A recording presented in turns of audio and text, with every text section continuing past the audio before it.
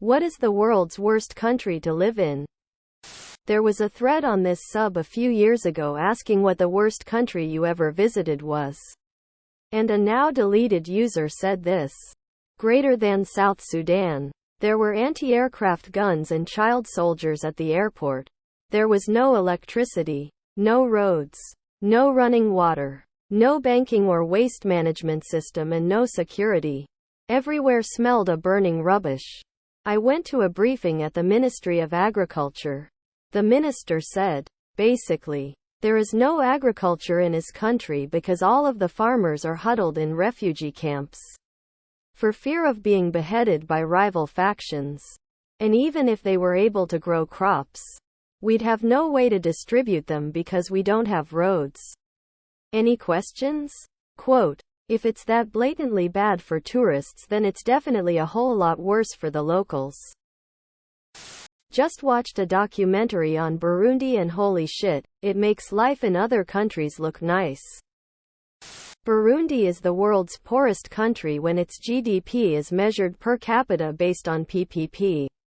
Purchasing power parity. President Pierre Nkurunziza has made jogging an illegal activity since 2014. He said that people could use it as a cover for planning anti-government rebellions. If you look at the travel guide for Somalia, I would go with that one. Designate someone as your hostage negotiator. Some years ago I met a guy from New Zealand who told me a story of how he went on vacation to one of the Oceania island states and saw a sign saying, if you leave the road you will be raped. I nominate that country. Mauritania, legit real-life slavery happens. Not hidden away slavery. Slave markets slavery. What's a scam so stupid yet people keep falling for? As a teller manager, I have had a few elderly people who actually believe their grandkids are in jail and need to take out $20,000 out of their accounts in cash. In order to bail them out, literally tell them they are falling for a scam, and to call their grandkids in front of me. Of course the kid then answers. Their hearts are in the right place. But they need to think before they take large amounts like that. But also if they gave the scammers their personal addresses. People who fall for phone scammers telling them they can pay an overdue utility bill in Apple gift cards. WTF? Any get-rich-quick subscription program. The actual get-rich scheme is launching a subscription program for a get-rich scheme. Facebook is going to change its algorithm by you copying and pasting a post. Hello. This is John White. I am calling from Windows Technical Support.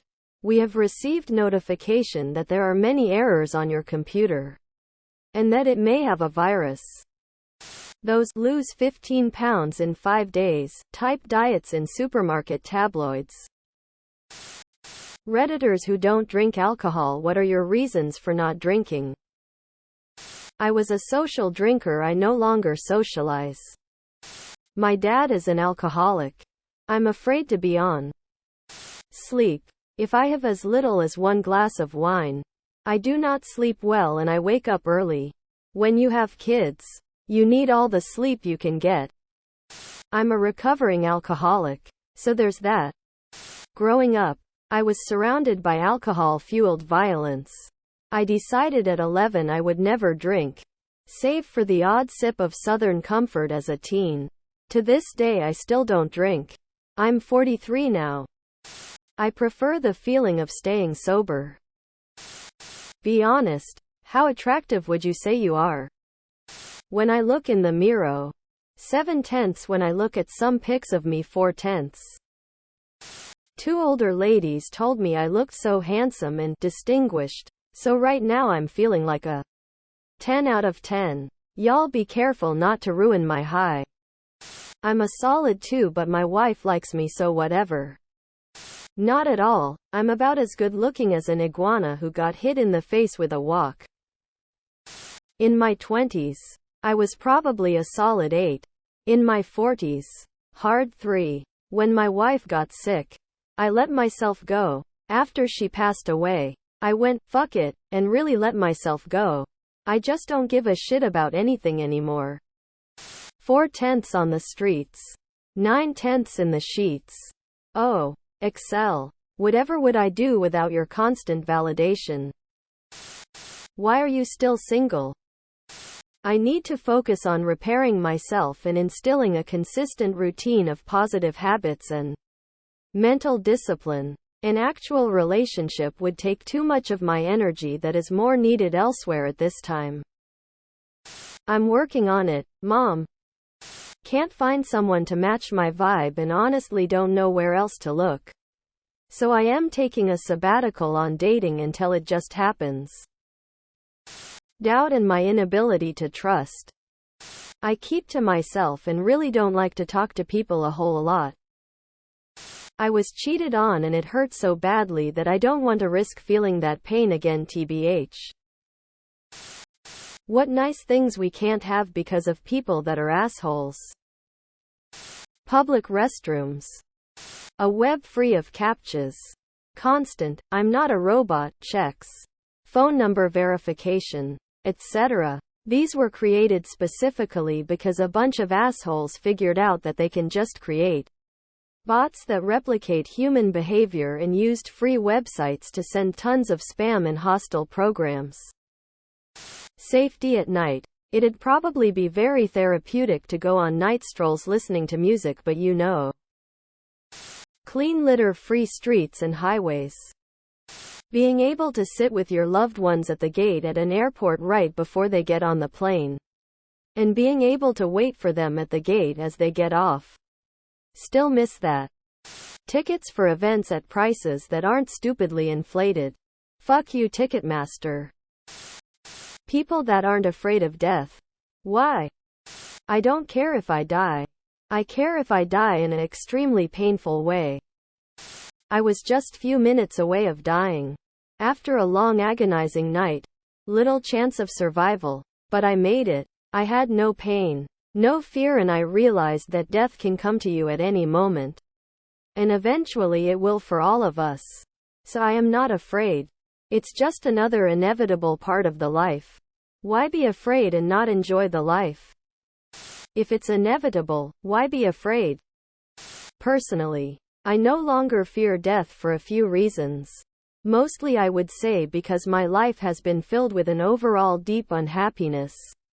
More recently because I spent the last 3 years or so being abused to the extent I firmly believe nothing could be worse than living that existence. Therefore, I have already experienced the worst case scenario. I don't know what death would bring ultimately. But there is a chance it would bring nothingness and a cessation of being, which would be better than that. Edit to clarify that I don't seek death or wish to die. Just stating my viewpoint that for myself personally I no longer fear death. Because I am a curious person. I want to know what comes after death, smiley face. I had been dead for billions and billions of years before I was born. And had not suffered the slightest inconvenience from it. Mark Twain. What is something people think is a healthy option, but actually isn't? Those stupid juicing detox programs.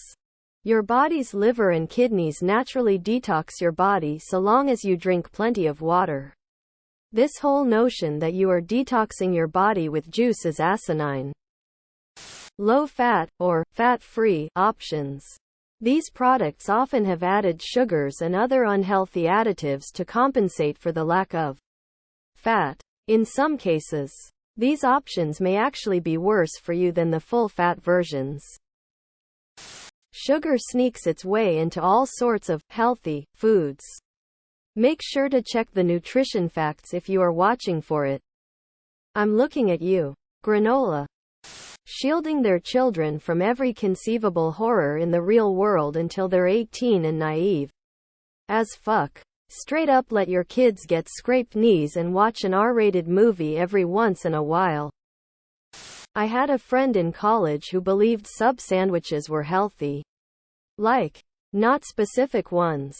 The Subway health-based commercials made her think that anything served in sub form was healthy. She was eating foot-long white bread covered in cheese with double bacon and ham sandwiches with extra cheese, extra mayo, extra oil or ranch and whatever else she wanted on them, or chicken bacon ranch subs with double cheese and double bacon, devouring them 2 to 3 times a day to lose weight. She hadn't told anyone she was trying to lose weight, but after she gained 75 pounds in a year, some of her friends started asking why she ate so many unhealthy sandwiches every day. Her mind was blown when we told her that sub sandwiches aren't magically healthy just because of the form factor. I think a lot of millennials and General Zers are beginning to catch on to how bad it can potentially be. But I think dedicating your life just to work is really unhealthy. I mean, fair enough if you have a job you really enjoy. But even so, if you dedicate almost every waking moment to your job, there's a problem generally. It's not a great attitude. Live to work. Subscribe, my brothers.